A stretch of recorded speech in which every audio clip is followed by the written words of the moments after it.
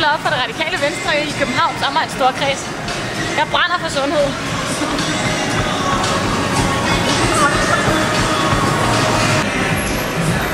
Jeg arbejder for et bedre kollektivt trafiksystem, så folk de stiller bilen hjemme og tager cykel i stedet for.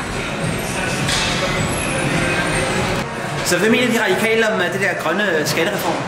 Jamen, vi mangler arbejdskraft i den offentlige sektor, og derfor så vil vi radikale godt indføre en grøn skattereform, hvor vi letter skatten på indkomst, og så det bliver mere attraktivt at arbejde, og så øger de grønne afgifter, så det bliver dyrere at grise. Alright. Skal jeg starte? Okay. Jeg vil gerne have mere idræt i folkeskolen og mere varieret idrætsundervisning, så alle børn og unge de har mulighed for at finde noget, som de er gode til.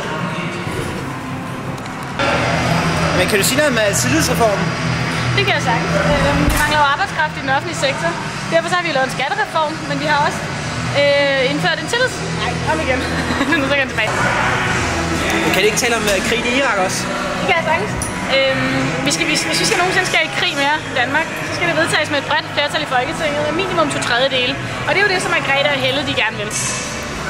Alright. Hvad vil du også gerne tale om? Psykisk sygdom, det bør aftabuiseres. Og sundhed, det handler mindst lige så meget om psykisk velvære som fysisk velvære. Der er alt for meget trafik til at køre på rulleskøjter, vi kører et andet sted hen. Vi har indført road pricing og flere miljøvenlige biler.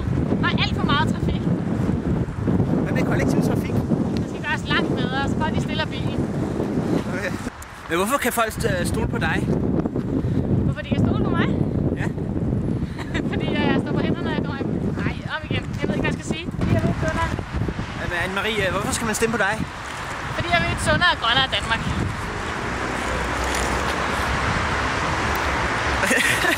Hvad er det vigtigste ved det her valg? Det er, at vi får en ny regering, som er forankret i midten og uafhængig af Dansk Folkeparti. Kan du spille fodbold?